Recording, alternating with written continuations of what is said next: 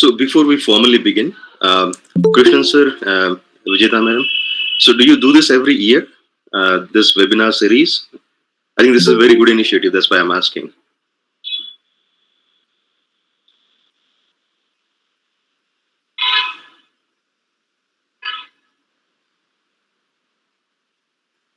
Can you hear me, Krishnan sir or Vijayta madam?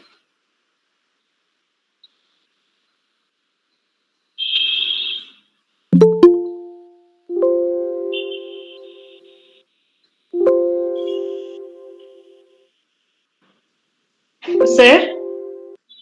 Oh, I just had a question that do you have this webinar series every year? Yes, sir. Yes, sir. Yes, sir. Okay, great. Okay. Good morning, sir. Good morning. And can you hear me all right? There is some work going on the road, so could be some background noise. I'm sorry about that. Can you hear me No all right? problem.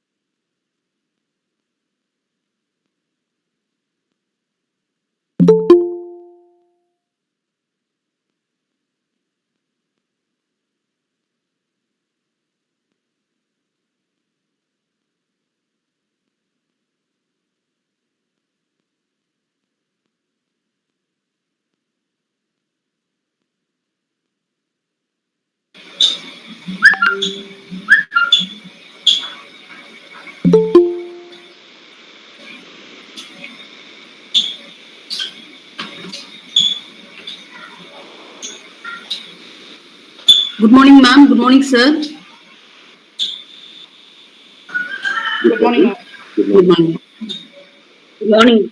Good morning. Good morning, ma'am. Sir, good morning. Good morning. Rajesh sir, good morning. This is Uma Mageshwari, head of the department. Good morning, ma'am. Good morning, ma'am. Good morning. Thank you for being with us, sir. Thank you for having you here. Well, thank you for the opportunity. This is a really good initiative. I would like to congratulate you for that. Thank you, sir. Thank you so much. Vijayta, we shall start, Vijayta. Yes, ma'am. Just a minute, ma'am. Just I'll check the students. That students are they ready? Just I'll check. I'll confirm you, ma'am. Wait a minute. Just a minute. Devisina? Yes, ma'am. You are there, no? Then Shruti is here. Praise song for Shruti. Yes, ma'am. Okay. Then Sangamitra? Yes, ma'am. I'm here, ma'am. Yes. Subiksha? Yes, ma'am. Kaushika? Yes, ma'am. Yes, ma'am. I'm here, ma'am. We can start. Yes. Subiksha? Yes, ma'am. Kaushika? There is a start. Yes, ma'am. I'm here. We can hear. Okay.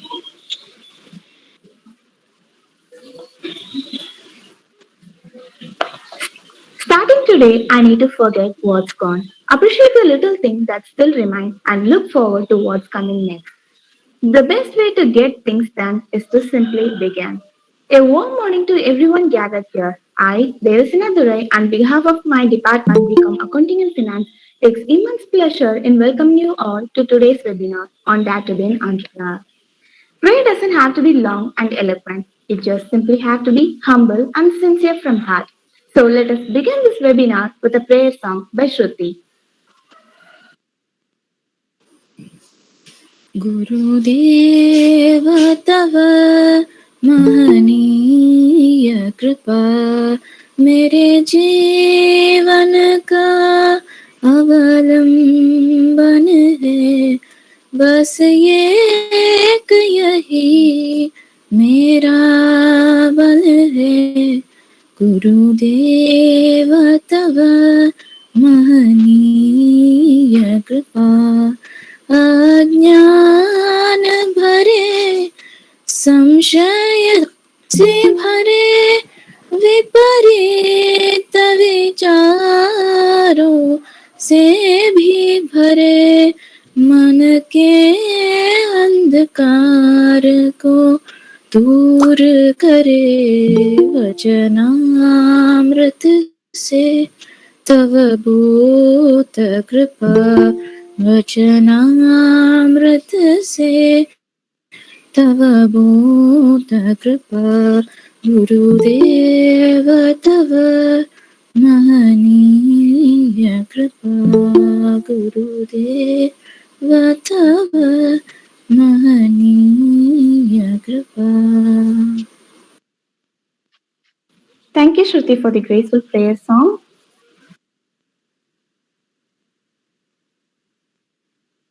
A very good morning to all. Sir, I am Uma Maheshwari, Associate Professor and Head of the Department. It's my great pleasure to welcome you, sir. Thank you so much.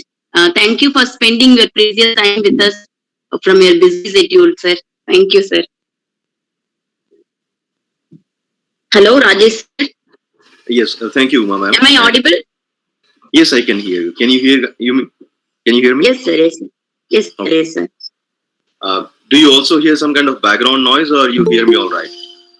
No, no problem. I cannot hear anything. Okay. Okay, great. Continue, Kanna. Welcome address. Yes, ma'am. Now, before we proceed further, I would like to call Sangamitra to give the welcome address. Vision without action is merely a dream. Action without vision is likely passing time. But vision and action together can change the world. A very good morning to one and all present here. It's indeed a great pleasure to be amidst this gathering. On behalf of PSG College of Arts and Science, Department of Accounting and Finance, in association with IIC, I proudly welcome you all to the webinar on the topic Dare to be an Entrepreneur. I take this opportunity in welcoming our distinct chief guest, Mr. Rajesh Kalane, co-founder of Purple Grand and Purple Radiance, Pune, Maharashtra. We are really honored to have you here, sir. We welcome you. I'm delighted to welcome our head of department, Dr. R. Uma Maheshwari, who has been a constant support and motivated us in all thick and thin. Welcome you, ma'am.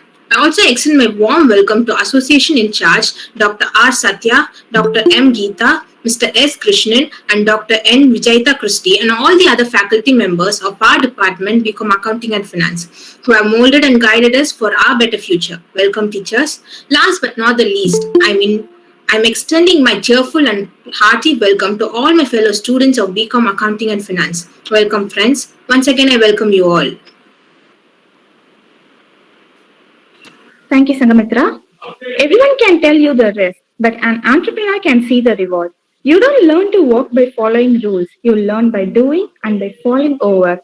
On this note, the topic Dare to be an Entrepreneur is to be held this morning by Mr. Rajesh Kalane. Now, to introduce our guest speaker, I call Subiksha. Over to you, Subiksha.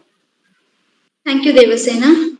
Pleasant morning, all. I'm R. Sudiksha. I'm here to introduce our today's guest speaker, Mr. Rajesh Kelani, co-founder of Purple Grad and Purple Radiance. Welcome, sir. Mr. Rajesh is, along with Nilesh Gosavi and Mohan Patari, has co-founded and managed Purple Radiance. Purple Radiance is a global provider of intelligence, crime investigation, and multimedia software.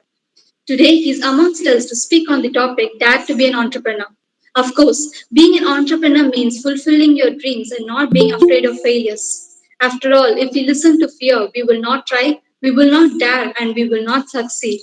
He got his BE Computer Engineering from Bharati Vidyapit College of Engineering, Pune University, where he has said to have won several technical quizzes, including MAE Chakravyuth Impetus and PICT Challenge, etc. Next, about his corporate experience. He was system analyst in Bitwise Incorporation. His most recent corporate experience is working for Synchron Technologies at Charlotte, North Carolina, as a director of technology. Furthermore, he is now busy launching his new venture, Purple Grad. It's a platform which helps you to crack technical quizzes by practicing mock interviews, aptitude, and programming language with the supervision of experts. Once again, we welcome you, sir. Thank you, Subiksha.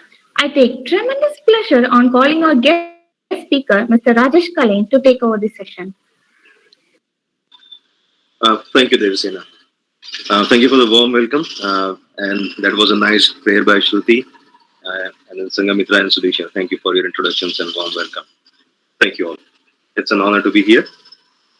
So let's begin. Before Yes, sir. we begin, I briefly said it to Uma ma'am, but then this is a really great opportunity, really good initiative that you are conducting.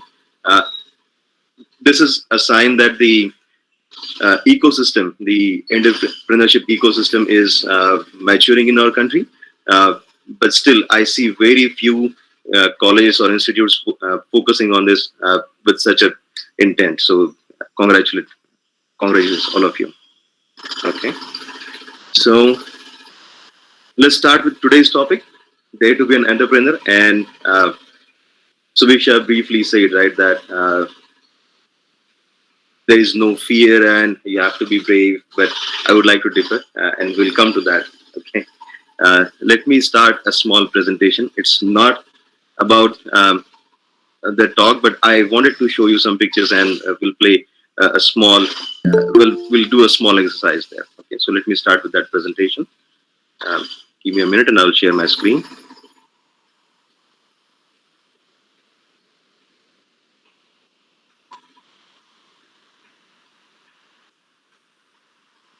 All right. That's the title of today's talk. In well, let's make it a little interactive. We are not in the same room. That would have made it a lot easier. But then in here also, let's try to make it a little more interactive. And that's why I have this small exercise for all of us. Okay. I would like to hear your thoughts. You definitely have done this exercise when you were kids. You had two pictures and almost similar pictures, and then you had to spot the differences. Maybe they will give you a target of 10 differences or 5 differences, and then you have to spot all of them, right? So that's what we are going to do now. I just to rekindle your memory, I would like to show you this picture. This is not your exercise, just an example. But then now, first of all, do you recognize this picture? And I need to hear your feedback, guys. Nobody is saying anything? Yes, sir. Okay, you do recognize. Do you see the small joke in this picture? Well, privacy and Facebook. Let's keep it aside, not the topic for today. But then, you all know, founder of or co-founder of Facebook, right? Now let's move on to the next picture.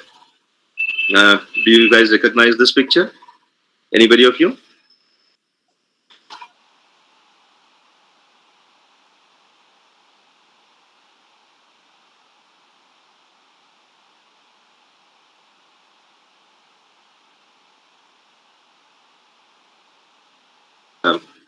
One of the topmost entrepreneurs today from India. Okay, let's move on to the next one. How about this? Anybody recognizes this? No, sir. This picture was very. This is Sridhar Vembu, who founded Zoho, and Zoho is actually one of the great product startups coming from India. It was known as AdventNet before, but now known as Zoho, and it has customers in more than 30 or 40 countries. I don't recall the count exactly, but it's very popular product. Okay, and this picture was clicked near Chennai, where Zoho is headquartered now. Okay, and his is a very inspiring story. I think you guys would know this.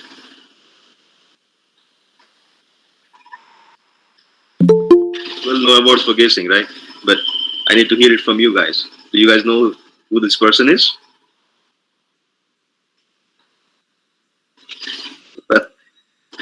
Um, of course, Microsoft founder, co-founder again.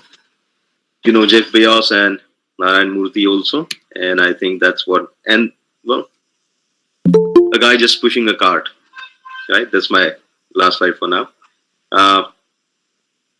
Now, if I ask you what is the similarity in all of them, the easy answer would be they all launched their own ventures and grew it into multi-billion empires in some cases, but significantly big businesses. They provided employment to a lot of people, a large number of people, right? So those are the similarities. Okay. But then, what are the differences? Because the exercise that we saw, it was about the differences. So what are the differences that you see?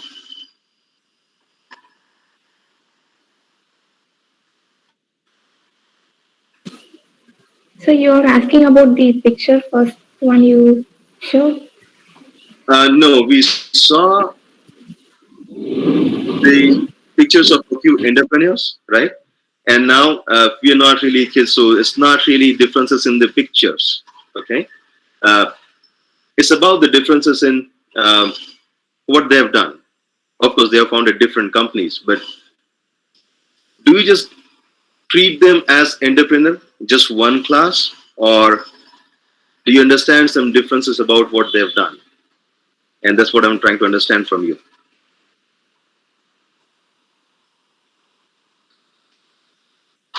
Okay, maybe not. So let's go through the talk. I would like to talk about a few points, and definitely, I would really love if it is interactive again.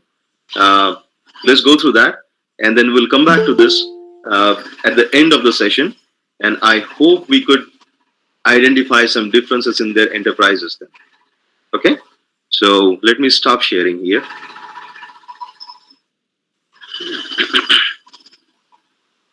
And let's go back to, well, I'm on the screen. Give me 1 minute here. All right, so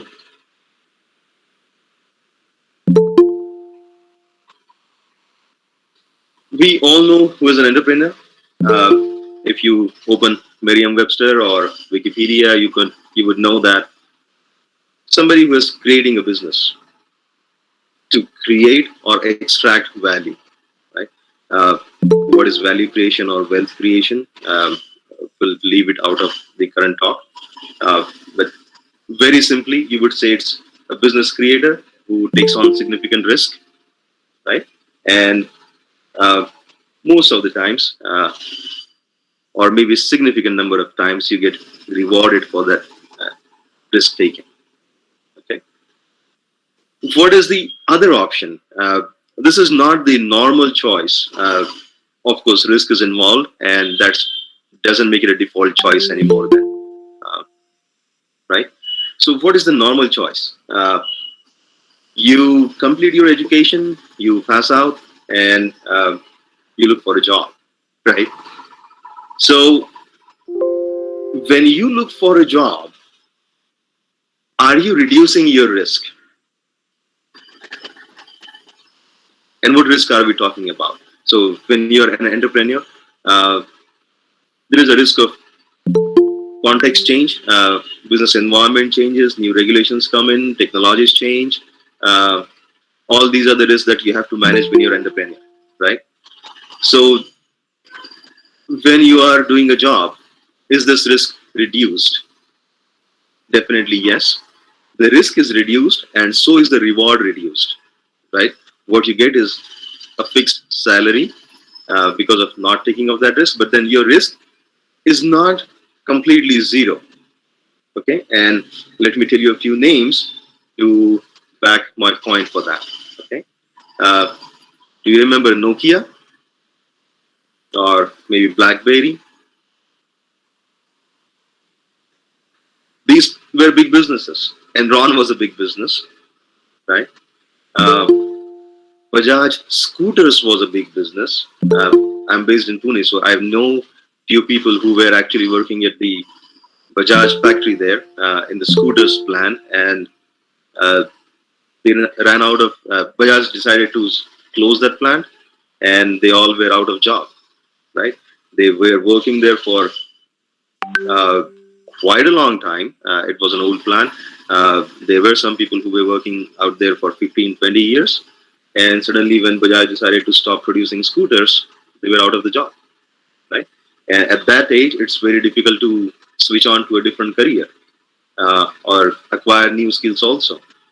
May not be even financially or physically possible for some of them. We don't know, right? Now, in all these cases, these people did opt for a job wherein the risk was reduced, but it did not go down to zero. Nokia was a big business, right? But then when iPhone launched, in a few years, Nokia almost closed down, and Microsoft tried to salvage it. It bought it out, but then even Microsoft started producing Windows phones after that, right?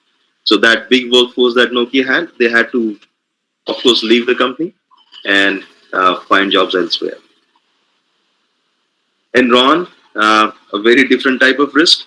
Enron grew up too fast and got embroiled into some different problems. They tried to bribe some people, and then their business ran astray. Okay, similar case with BlackBerry. Well, not similar to Enron, but similar to Nokia. Okay, so well, job is a safe option to an extent. It's like sitting in a bus or a cab or in a flight where you outsource your risk. You trust a person who is driving or flying that plane, and you trust that the person knows that job very well, and that's why you're relaxed, right? We'll go back to the example of Bajaj scooters, and I would like to talk a few more sentences about that. Sometimes how it is a big risk when you do not have the right person at the helm, right? If you do not have the right driver or right pilot for your plane, then it's in fact an increased risk in that cases, right? And with Bajaj scooters, you would probably find this case study at number of business magazines in the number of business magazines in India, that how there was a new generation of Bajaj that came in, and how they geared the company toward motorcycles. That is definitely a success story, no doubt about that. But then, when the new generation that came in and that they were pitching for producing motorcycles or bikes in India, and they were saying that there are no more buyers for scooters, at the same time, there was a team going door to door in and around Delhi, in and around Noida. That team was of Honda, and they were actually going door to door asking people So I would say all of you to what are their problems when they commute within the city or within the locality. we have got And paid and all. many people would tell you that if you go on a bike, maybe you do not have the ability to carry maybe grocery bags or some other stuff, maybe your laptop bag. It's not really easy when you travel on bike. So this is the feedback that the Honda team was gathering, and based on all this feedback, they designed a scooter called Activa. So this is a very interesting perspective. Bajaj, based in Pune, decides that people are no longer interested in scooters, so they are getting out of that business. And the Honda team in Noida, they are actually thinking that, well, scooters are definitely needed, and we need to tweak the design so that we make it easier for them to drive. So maybe make it gearless or automatic gears, and give them some kind of storage space. And they were actually seeing that, oh, this is big potential, and let's get into that. Okay, so these are the kind of environments that you're dealing with when you're an entrepreneur. But definitely when you're doing a job, you are probably exposed less to these vulnerabilities, but you are still affected by these vulnerabilities. Okay. So jobs do not mean zero risk. It only means reduced risk. And for that small reduction, there is a massive reduction in the rewards in terms of money, in terms of satisfaction, in terms of your social impact, and in others. And that's if you think of all this, I think entrepreneurship should be the default choice, not the jobs, right? And the last slide that I had in my presentation was uh, of a person who was pulling a cart or pushing a cart there, and you will see the study that I quoted there was from Indian Express, and there are lakhs and lakhs of people like that across India. These people are entrepreneurs. They are dealing with risk. It's just that the enterprise is actually a smaller size. Oh, thank you, Lakshmi ma'am. I did not have the presentation going on, but since I mentioned this slide, let me bring it up once again so that you can see this too. Okay, this starts from the beginning. No, it starts from this slide only. Okay, so this was an estimation. 50 or 60 lakh street vendors in India.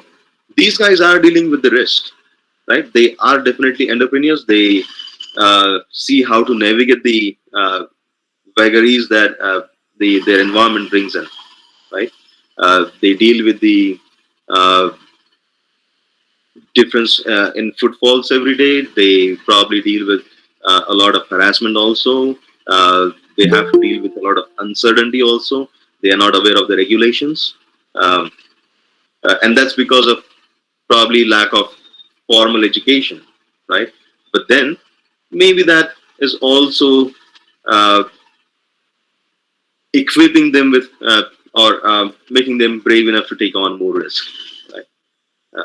An unfortunate side effect of some of the old relics that we are dealing with. Right? Now, let me. So, what is the alternative to this? What is the alternative to the jobs? Okay. Oh well, I think I did not share again. I had this slide up, but I think I did not share again. That's fine. Let me just quickly show you the slide, and we can stop that again. We did not really need it for all the time. Uh, Sorry about that.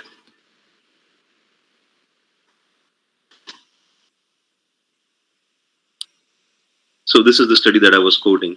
This is from Indian Express. Um, they are estimating that there are almost 50 to 60 lakh street vendors in India. Quite a big number.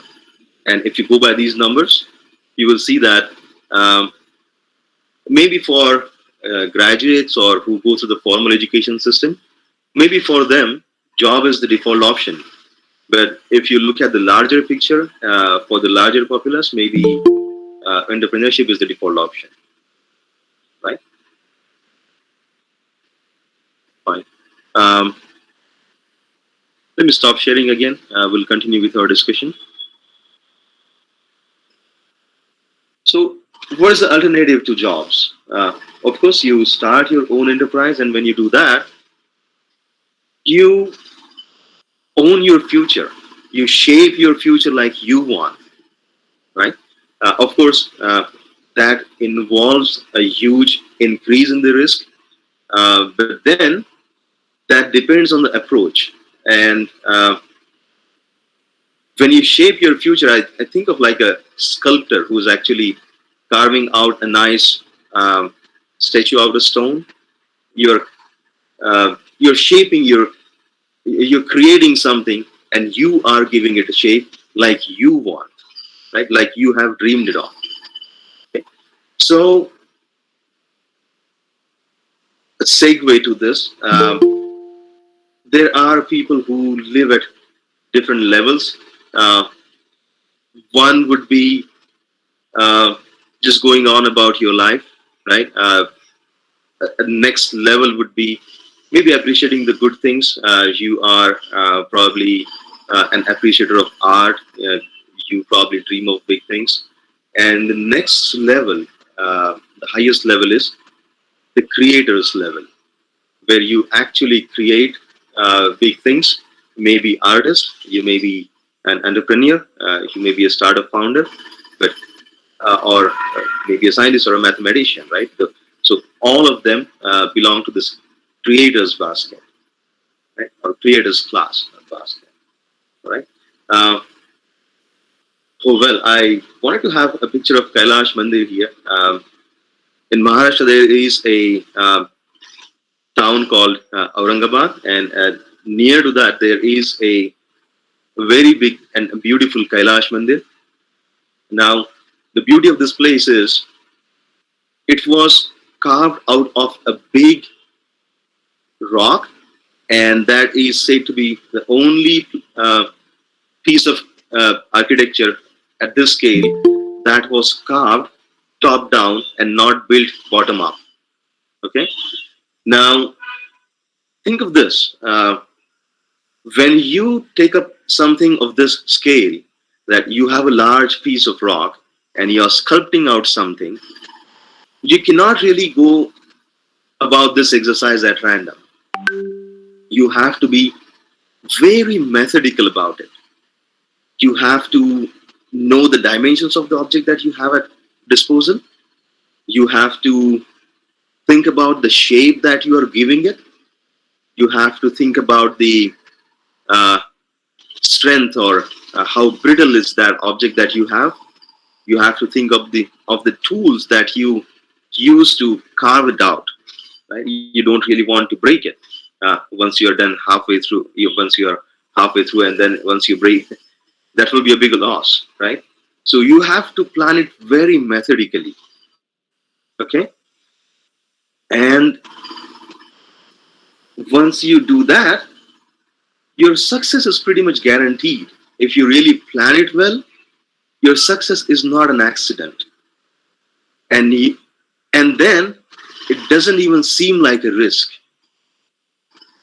Okay, if you really plan it this way, if you go very methodical, if you think of all the factors that you can beforehand, then I don't think it's really that big of a risk that we usually think of it to be.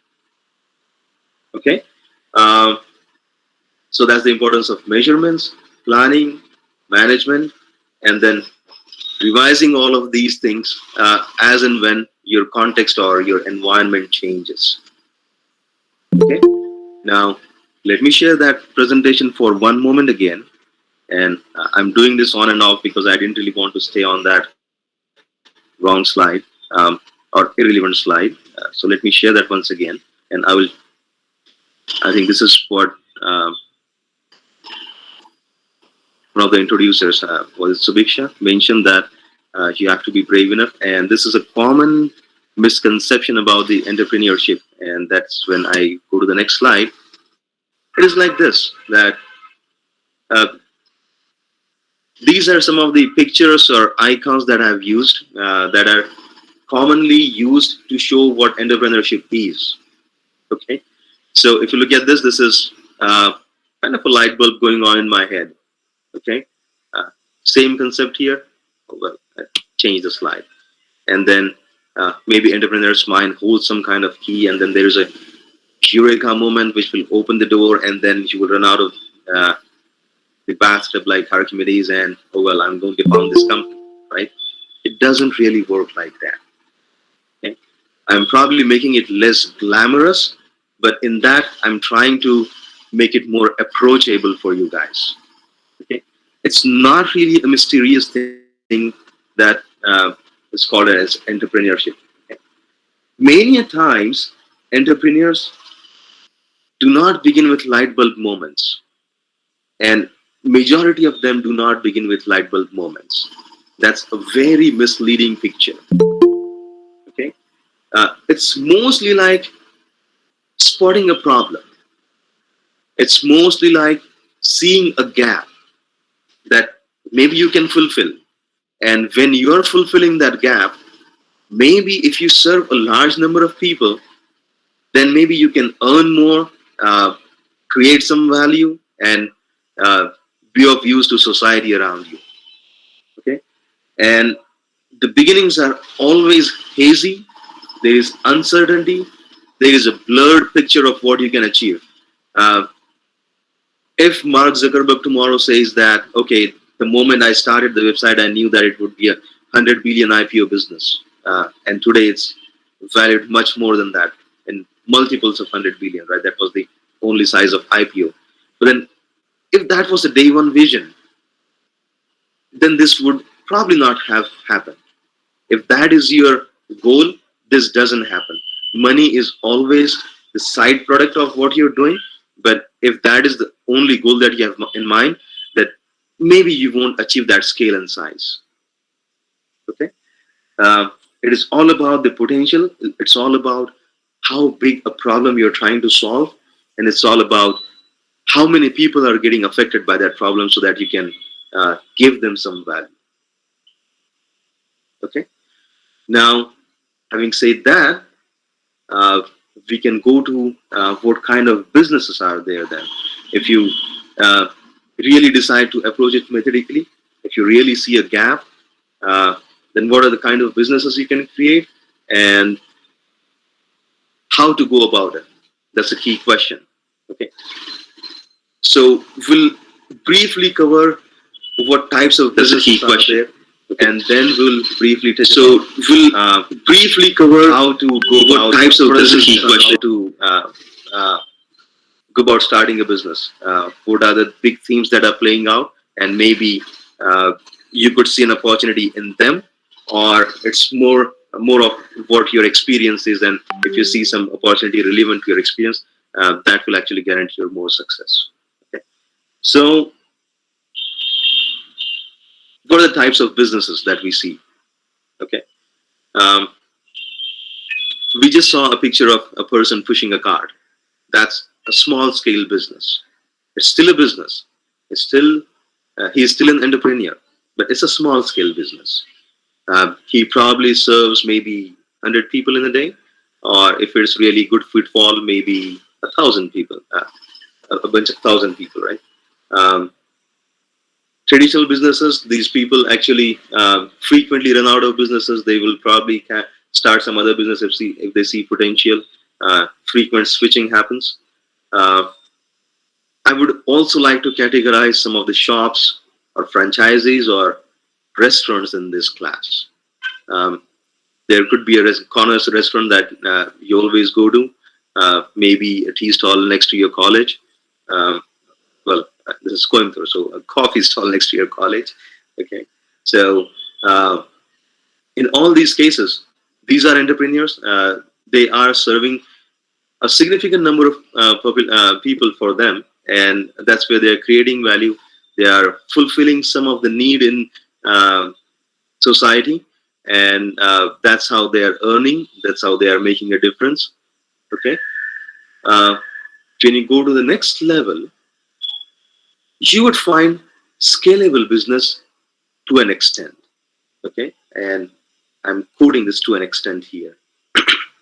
Now, we talked about Bajaj scooters, right? It was a big business, definitely. But then think of a manufacturing business like Bajaj scooters, or maybe Activa or Maruti.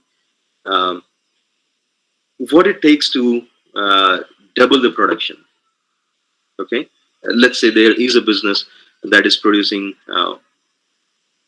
50,000 cars a month. That's a Maruti plant there, let's assume, and that means in a month it can actually impact 50,000 lives directly by selling those cars, improving their lives, and that's how they will create value. But what will happen if they want to ramp up this production, maybe from 50,000 to 75,000? Well, they will have to ensure that their machines run more of the time. Maybe for 50,000, they are having their machineries busy for 12 hours a day. When they want to ramp it up to 75,000, maybe they will have to take it to 16,000 or not 16,000, 16 hours a day, or maybe 18 hours a day, and that's how they can ramp up the production. But they will hit a limit pretty soon. You take that target to 1 lakh cars a month, or maybe 120,000 cars a month, and you will pretty much have to run that plant 24 hours a day, right? You will have to manage the shifts, you will have to manage the headcount. Definitely, quality should not be reduced in all this. But then, if you want to take it beyond that, what do? You have to put in a new plant, right? And that is an expensive proposition. You need a new greenfield plant. You have to buy new machineries. You have to hire new teams. You have to train them. So that is an expensive proposition. So manufacturing businesses like this are scalable to an extent. Um, there is another possibility. Maybe you employ newer technologies. You buy out faster machines that can actually help you produce more cars per day within the same plant. But again, that has its limits. Okay. Now, and this is not typical to manufacturing. Infosys is also part of this because Infosys or TCS, maybe TCS, I recently read that they are employing 500,000 people now in India, not in India, globally. Okay, but then if they want to double their business, they have to hire more. They cannot really just squeeze it out of existing workforce. Okay, so even there, uh, um, even if they do not have the uh, same kind of expenses as a manufacturing plant, still they have to open up new offices or maybe hire new people. These days we are not going to offices, so maybe you can scale without opening new offices, but still you will need new headcount, right? New people to be brought into the company to do more work. So all these businesses have linear scalability. So what you're producing is relevant or is proportional to how many people you're employing, and how many people you're employing will in turn decide how many people you can serve, and so that will limit how much money you can make and how much people you can serve on society, and so that will limit how much money you can make and how much people you can serve on society, and so that will limit how much money you can make and how much people you can serve on society, and so that will limit how much money you can make and how much people you can focus nowadays. That's where we all intend to be. That's the technology businesses, uh, the likes of Google, Facebook, or the Amazon. And if you want to see some examples closer home, maybe Flipkart or Ola, or these days you will hear a lot about Cred and some other new startups, right?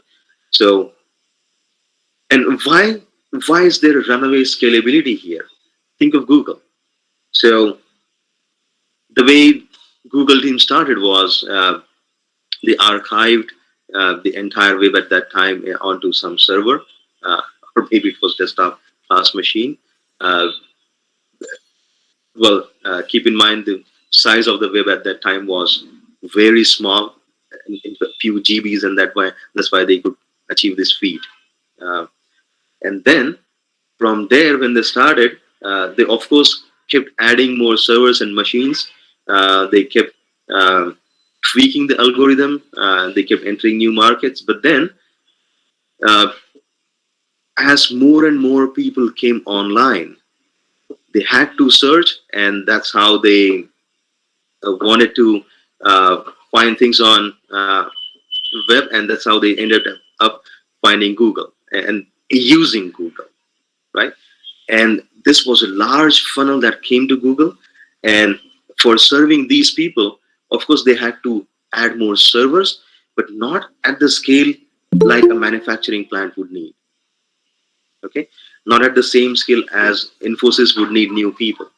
They could still tweak their algorithms and maybe add a small number of people, and then still reach out to large number of audience or users, right?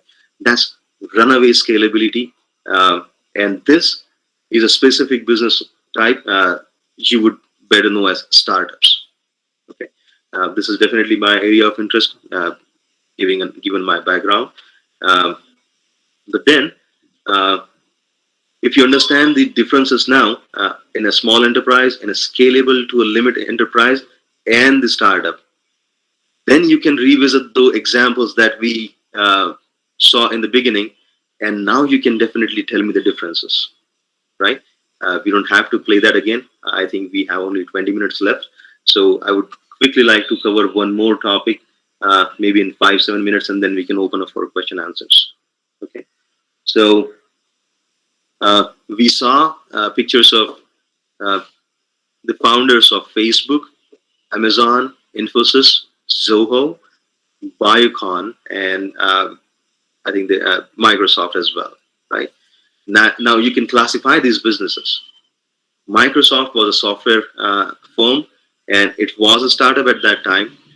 They built a new operating system, and at least Google had to add servers to serve more people, but all Microsoft had to sell more copies or just produce more copies. You can just once you produce that operating system, you can just copy it on more disks. That was the storage medium there, right? And just ship it. You don't really have to buy expensive machinery if you want to increase your production.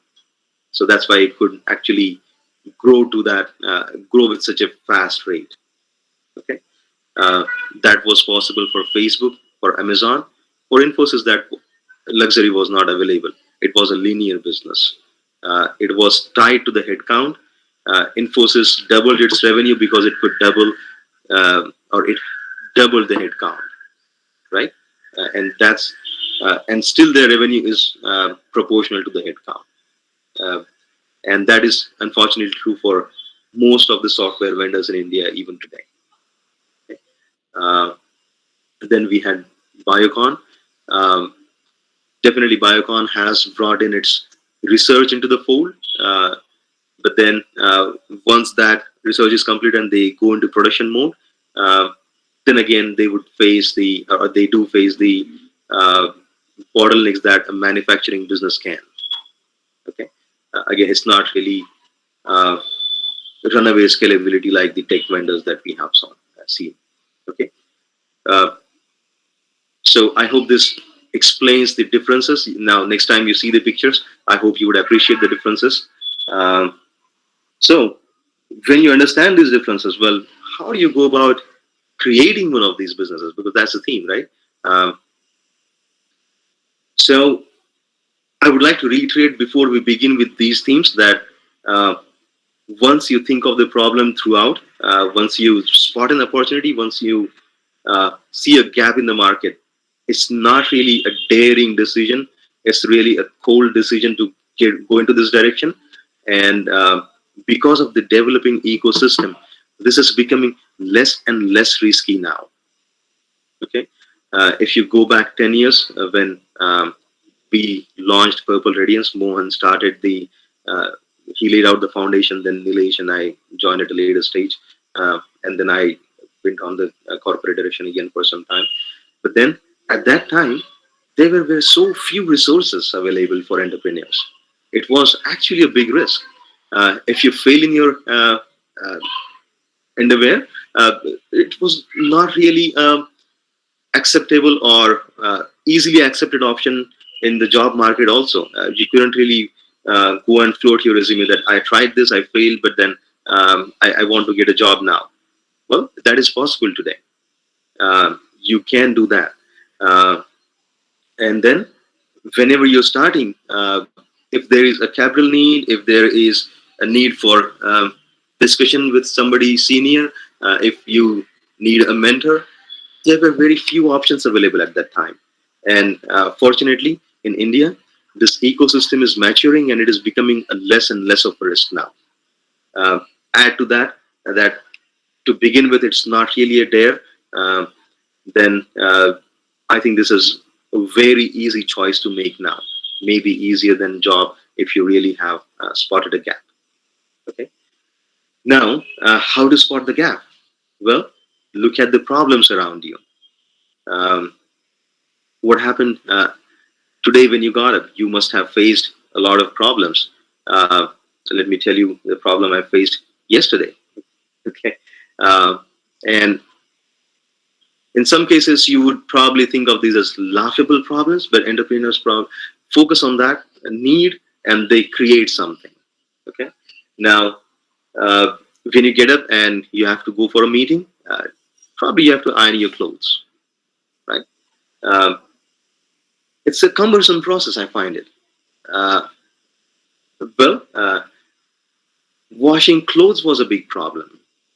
Uh, Washing utensils was a big problem, and that's why somebody created the washing machine. And you see that it's so um, easily spotted in the society today. It's a widely accepted solution now. But then the designer definitely spotted the problem early on, and he tried to do something about it. Okay, and there are a lot of problems like this around you that you're probably ignoring that you can solve. Okay, and having said that, let me tell you some of the big themes that are playing out, and we will probably will look at it specifically in the context of India right now. Fortunately, we have some government that is promoting entrepreneurship. We have initiatives like Make in India, Startup India, and Atmanirbhar Bharat, right? That we are talking about these things. Now, if you look around, or even in the room that you're sitting in right now, just look around and make a list of things you see, and then make a list of how many of those things are made in India and how many of those things are made outside of India. Okay, uh, you can go to Flipkart or Amazon.com and see most of the orders that you have placed in last few months. How many of them have been made in India? Right. Uh, Definitely, you can find or you can design local uh, options there. You can go through, and government is encouraging all this, right? Make in India. One of the big dependency that we have now is most of the electronics that we are using, and in pandemic, and we are needing laptops in every home now because the students are attending from home. Even the school students are attending from home. Now think of the electronics bill that we are paying. Uh, 90% of this electronics is made out of India. Whenever you see made in India, it's mostly assembled in India, and that's a sad story. We can change this, and we should change this. Electronics bill uh, is now getting so big for India that it's rivaling the petroleum import bill. That is the biggest expenditure for India right now, right? And that's a good segue to get into the next theme. Uh, Globally, we are seeing replacement of fossil fuels. Okay? You would see electrification of cars, electrification of all the modes of transport. Railways has done it at scale. Um, and this is a big theme that is playing out. There is a shift to electric. And in some cases, and there are some valid arguments that just by moving to electric, it doesn't solve the problem of fossil fuels because in some cases, the electricity that you're consuming may be produced from fossil fuels, but that's still abstracting one level up, and shift to electric is necessary because when you do this, you actually abstract the problem to the next level, and then you are just trying to solve the problem of production of electricity, and you don't have to solve at such a case that I have to replace all the vehicles on the road now, right? You just change that plan from maybe thermal energy plant to a nuclear energy plant, and you're using clean fuel now, right? This is a very big thing playing out. Okay, um, if you use some kind of apps like TikTok, I'm not a user of that, but then I recently read a news about how factory TikTok is a trend these days, and you get these uh, videos or short videos of how gloves are being manufactured in China, how those robotic hands actually grab those gloves, dip into nitride or maybe some kind of rubber mixture, and then they put it in an angle, and then they're ready for selling after drying. Okay, so you see how soft toys are being filled with not exactly cotton, but whatever material they use it to fluff it up. Okay. Now, all of these are good for maybe consumption, but these are also giving you a peek into how China has matured into an entrepreneur first society. There are so many small businesses. If you look at the number, maybe it would be kind of similar to us if you count the street vendors number. But then there are so many small enterprises that are trying to even sell on TikTok now. Most of these factory TikTok videos are promoted. And these are not really very complex enterprises. If you take out the machine-induced anxiety, if you think of it from cold mind that, okay, this is what is the process, if this is the expenditure, maybe these are the machineries that I would need. And once you probably start this, if you have the focus on what are the current bottlenecks and how do I optimize it further, then it's really an easy process, not at all risky.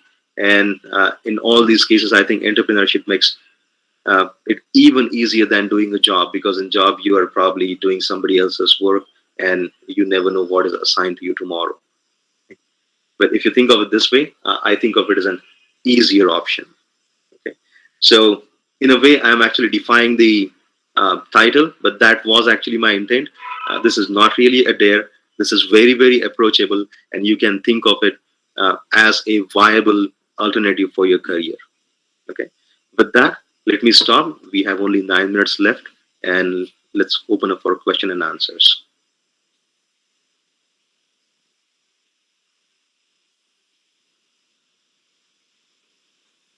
Okay, any doubts? If some point that was covered was not clear enough, or if you have some questions about uh, any of the topics covered.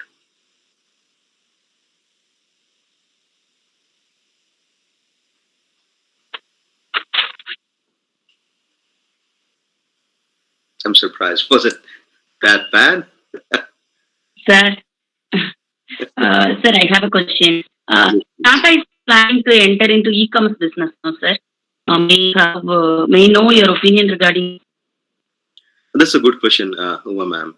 So it is also getting easier and easier. Amazon has a global seller program, and then there are platforms like Etsy. There are platforms like Flipkart who actually want to promote local production. So it's possible these days that we produce something locally, and there are so many unique things that we produce in India that you will not find in other markets. Right? We can keep producing them here. We can probably tap the current producers. We can help them scale up, and with the help of the programs like the Amazon Global Seller Program, we can sell it worldwide now. Now, this is selling on the already established e-platforms like Amazon and Flipkart. I think that was your question. But if you're talking about how to build this, then that's a altogether different problem. Does that answer your question? Yes, sir. Yes, sir. Thank you, sir. Thank you. If you have any question, you can clarify it, sir. Please, students. Sir, Yes. continuing on the e-commerce question, what points should the students remember if we are starting an e-commerce site? Well, starting an e-commerce site is going to be increasingly difficult now. I don't want to discourage you. You can still maybe bring a differentiator in the market. Okay, but then for the technical giants or the markets they serve, it's typically there are very few leaders that are created in these businesses. So, and let me give you a counter example also. I'm not sure if you have used Orkut. If you go back to maybe 2005, 2006, Orkut was craze all over in India and Brazil. Not in other places, but in India and Brazil, yes. And maybe at the same time or a little before that, MySpace started taking on in US. and it grew to such a big scale that it was difficult to imagine that somebody else will come up and take the whole market away. And that's what Facebook did.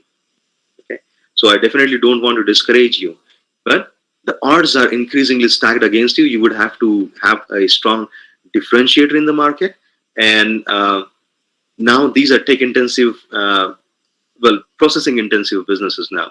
But then you can probably rent space on Google Cloud, and not just space, computing power also on AWS or Google Cloud or Microsoft Cloud, and that makes it easy to scale up.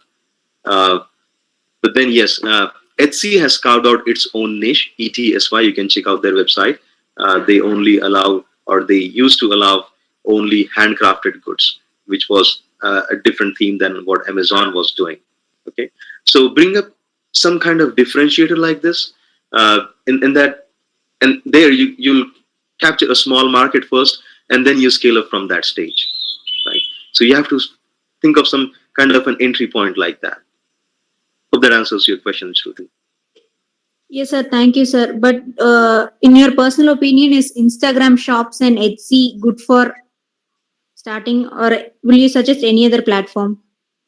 Oh, so you're looking for selling stuff on these platforms? Is that? Yes, sir. In a very small scale. Okay, then these are definitely good platforms. In that case, I would say do not restrict yourself to one platform. Why would you do that, right? Try Amazon Global Seller. In that case, I would say do not restrict yourself to one platform. Why would you do that, right? Try Amazon Global Seller. In that case, I would say do not restrict yourself to one platform. Why would you do that, right? Try Amazon Global Seller. In that case, I would say do not restrict yourself to one platform. Why would you do that, right? Try Amazon Global Seller. In that case, I would say do not restrict yourself to one platform. Why would you do that, Okay, no, thank you for your excellent insightful presentation. That was very useful, informative, thought-provoking, sir. Definitely, it will be an inspiration for our future entrepreneurs. Thank you so much. Thank you for being with us and spending your valuable time with us for a busy schedule. Thank you so much once again. Thank you, sir. No problem. Thank you for having me, and do let me know if some of you decide to start some kind of enterprise once you pass out this final year. I would definitely be interested in knowing that. I hope I have inspired to some extent, all at least. Thank you. Thank you all for your time. MOC? Yes, thank you for your perspective thoughts, sir. It was indeed insightful. Now, as for the vote of thanks, I would like to call Kaushika here.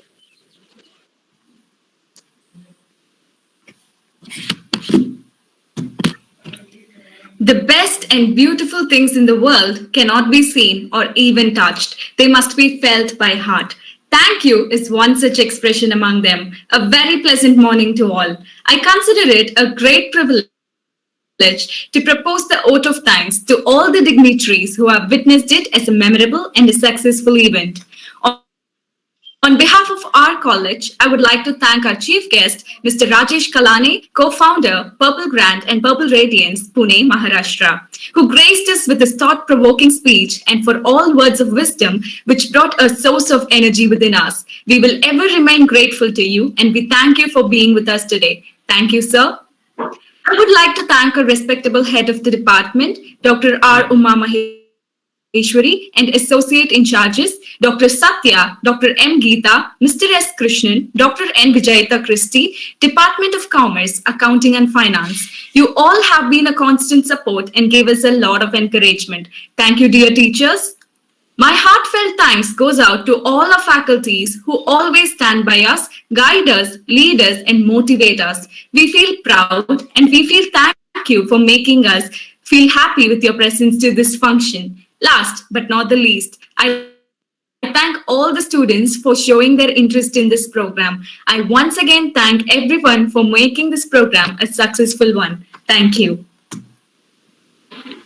Thank you, Kaushika. Now I conclude this session with the thought that the difference between who you are and who you want to be is what you do now. I finally thank once again for everyone gathering here today. Thank you. Students can leave after filling the Google form that is posted in the chat box.